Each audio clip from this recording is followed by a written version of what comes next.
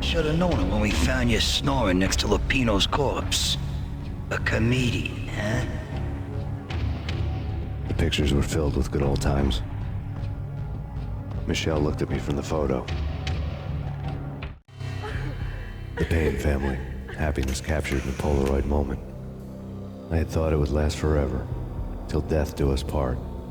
I didn't want to think about it. As long as I didn't, it could never happen. But I had broken my own rule. The thought had already slipped in. Fear was rusty needles poking at my brain. Cold and scaly, it slithered down my chest.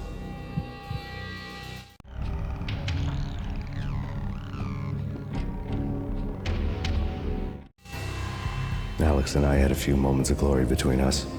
Crime-fighting comrades, the best in NYPD DEA collaborative team. Good-hearted macho bullshit like that. I would have given anything to have him here as my backup.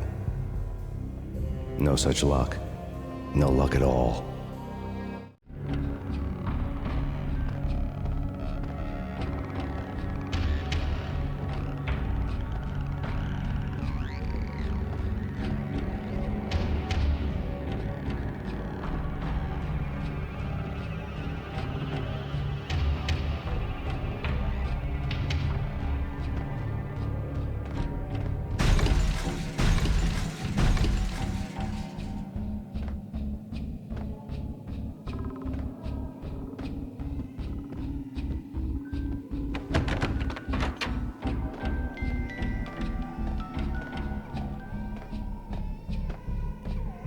I really love to watch cartoons. Captain Baseball Bat Boy's my favorite.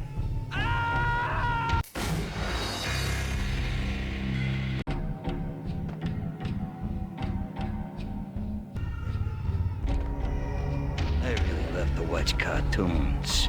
Captain Baseball Bat Boy's my favorite.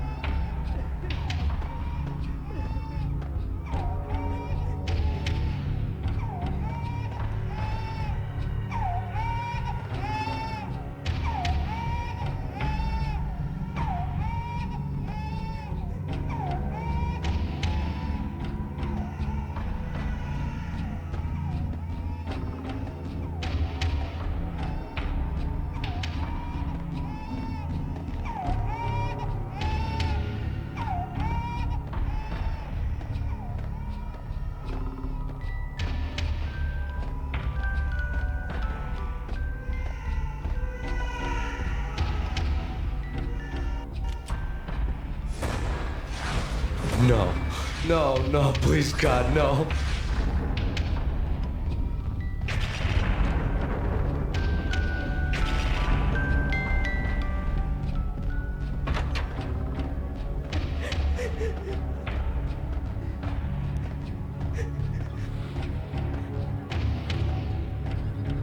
It's slice them, dice them, shoot them full of holes, blow them to bits, vaporize them, disintegrate them. No matter what you do, they'll still be back good as new.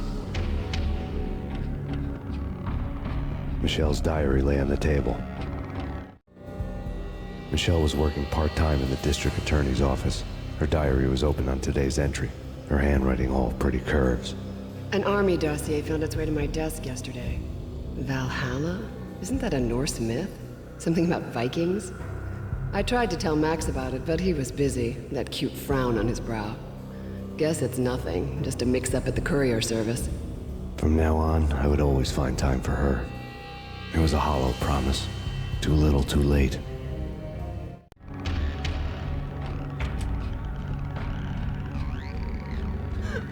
Max, no, please, Max. Why? I didn't mean to. I'm sorry.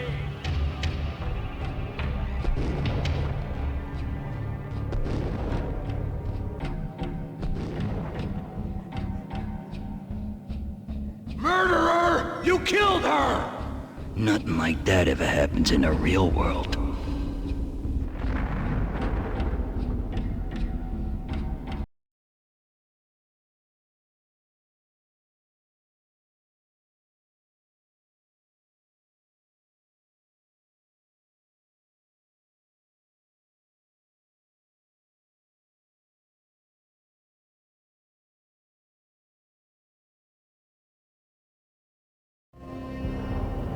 I woke up in a bad dream. My head felt 2 sizes too small for my brain. Max Payne. I envy your name.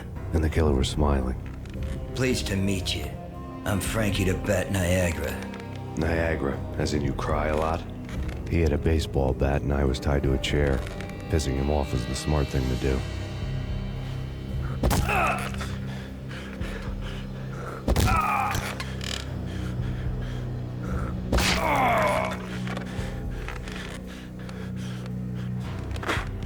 Nothing wrong with a little laugh now and then.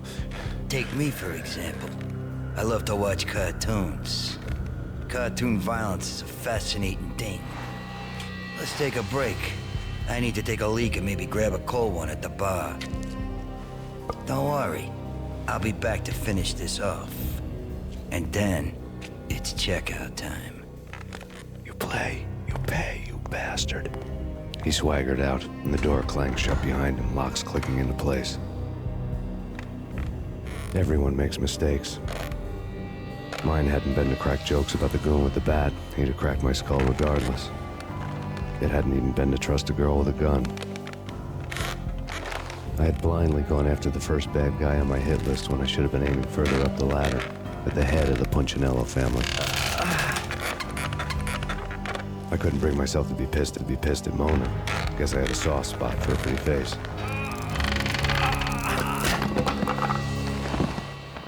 But when somebody decides to play baseball with your head, you tend to get sore. They had dragged me back to the basement of Lupino's hotel.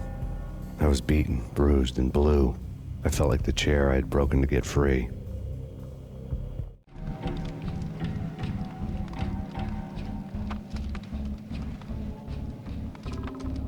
All I had was Niagara's bat, sticky with my own blood.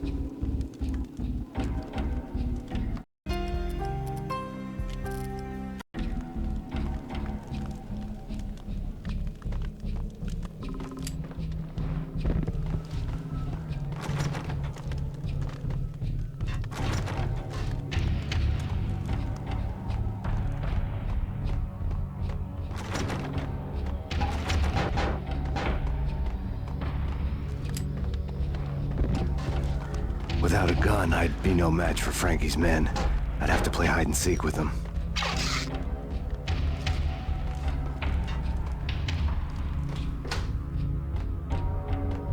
Frankie's turn. We'll take care of it.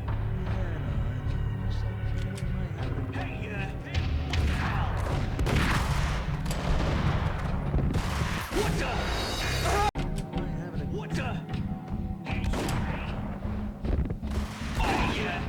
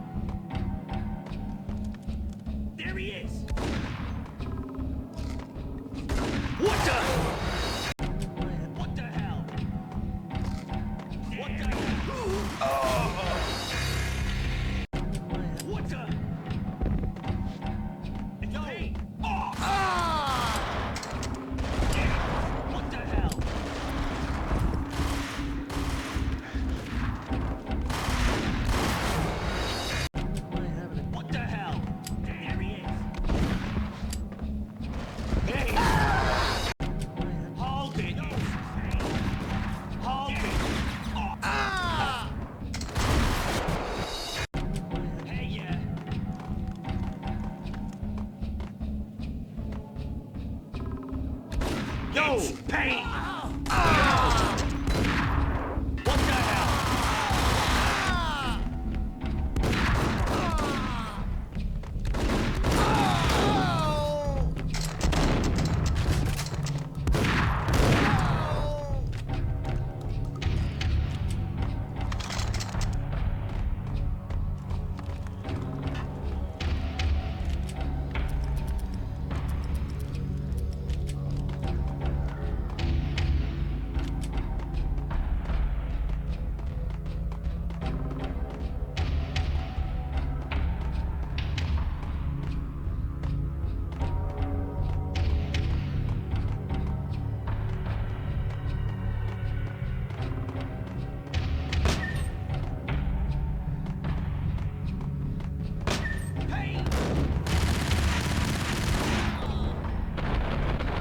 Another newspaper caption for a murder scene. Frankie had left his calling card, a Captain Baseball bat boy strip, next to a sewer passage filled with bodies. You'd better not mess with Captain Baseball Bat Boy. Even my archenemy, Bicycle Helmet Girl, swoons at the sight of me. Aha! There were enough corpses to put a mass murderer to shame.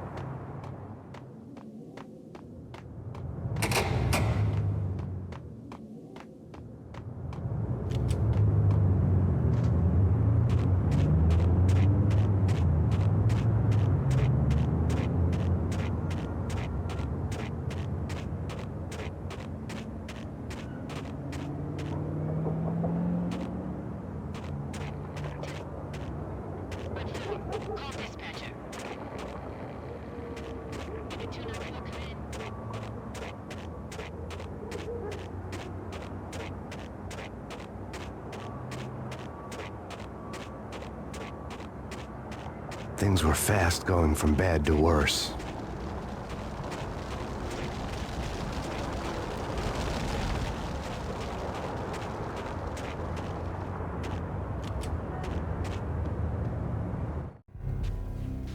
The men in blue had come and gone. They had decorated the place with chalk outlines and tied it together with yellow tape. The cops who had stayed behind were dead. Frankie, his boys, and I had the place all for ourselves.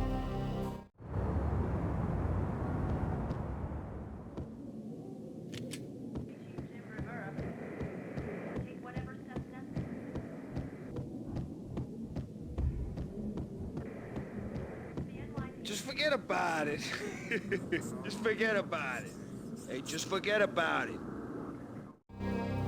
That crazy witch, you should have heard her. She was a real scream when the boys caught her trying to cap the Don.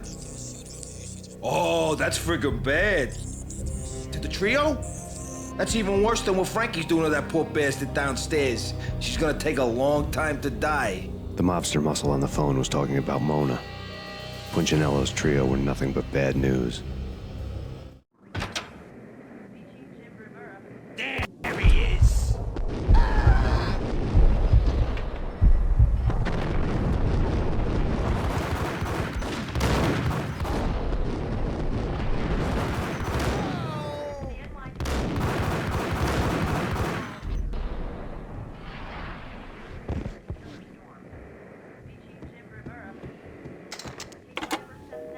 More evidence that Punchinello didn't like me much.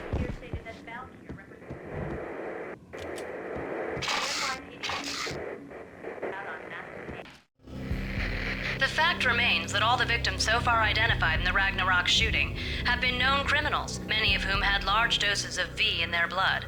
Reliable sources say that Max Payne was also among those killed, although no body has been recovered at this time. Reliable sources. That meant somebody thought the Mafia had me, and didn't want the cops snooping around anymore.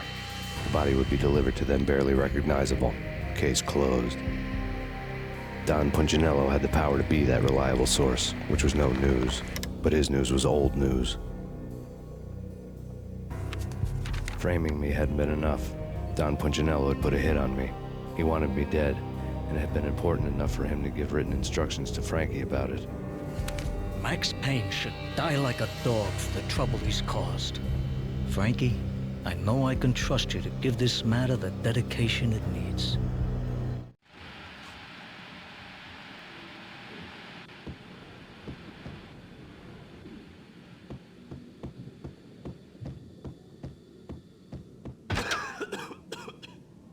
Hey, yeah.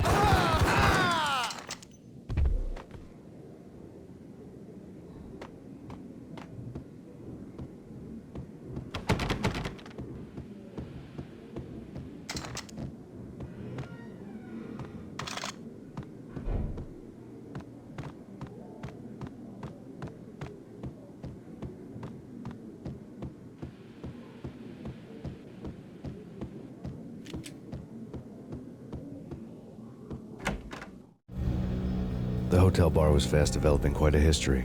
True to his words, Frankie was there, having a beer. Jesus Christ.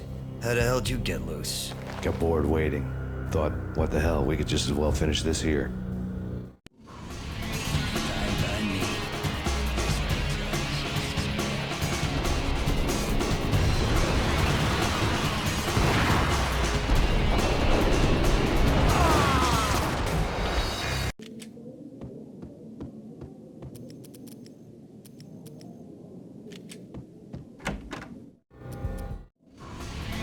Fine by me.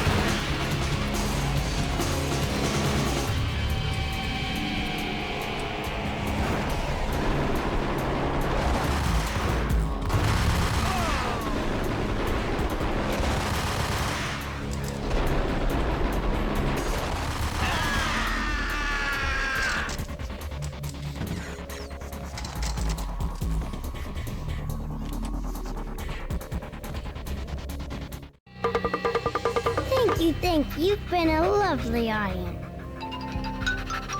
Had enough? I don't play with girls anyway. Unfair!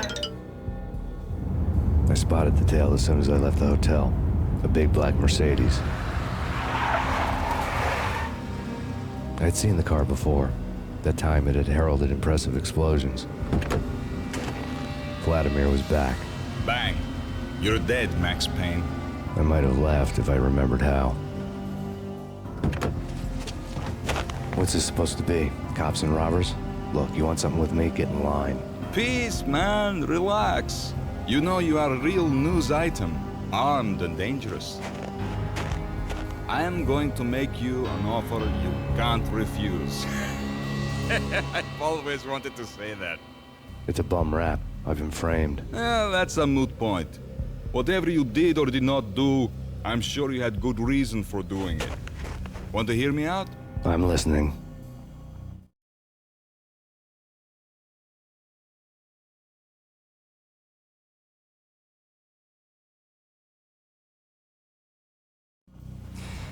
Punchinello messing with V is bad for business all around. But that's not all. There is this guy, Boris Time, used to pull jobs for me. He's the captain of the cargo ship Charon. Now the bastard turncoat has gone over to the other side, Punchinello's. The ship's loaded with high-res hardware, guns, my business. If Punchinello gets hold of that cargo, he's won and I have lost. And you'll have your work cut out for you. If you want to get to Punchinello, you will need heavy-duty persuaders. I am just the man to get them for you. Change the ship back under my flag, maybe pop 2 in the traitor Time's head while you're at it. You'll get enough guns to start the apocalypse. You in or out? Let's get this show on the road. Vladimir was one of those old-time bad guys with honor and morals, which made him almost one of the good guys. None of us was a saint. The Brooklyn riverfront was a maze of rusty containers, sharp-boned cranes looming up from the snowstorm. On a night like this, you couldn't help but think of the dark army of dead men sleeping with the fishes, cement shoes in line. No Minotaur lurked in this labyrinth, but somewhere out there, on the clanking deck of his cargo freighter, the skipper of the Chiron was waiting, like the ferryman of the river Styx.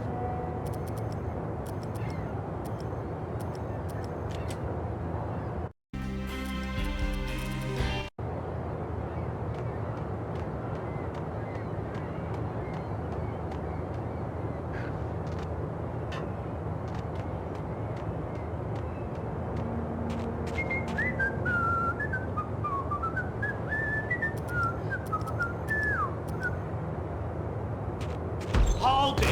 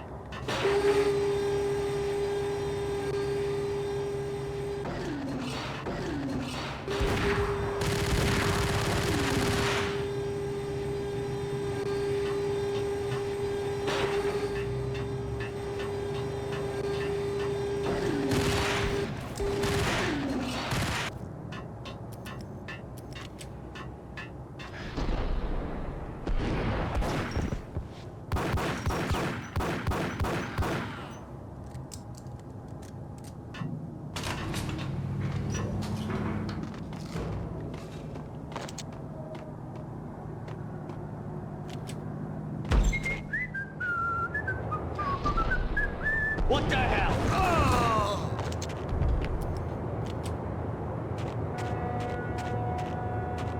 What the hell?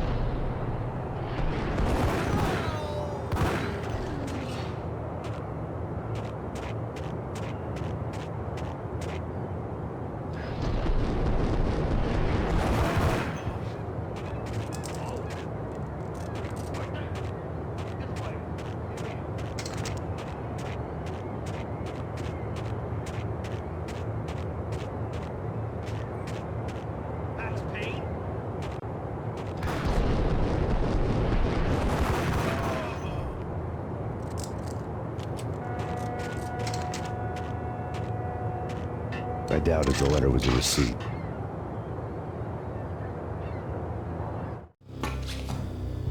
Rico Muerte had come to town to do more than just sort out family troubles. Exhibits number 1, 2, and 3. A briefcase of money, a sniper rifle, and an envelope with one word neatly printed on a folded piece of expensive paper.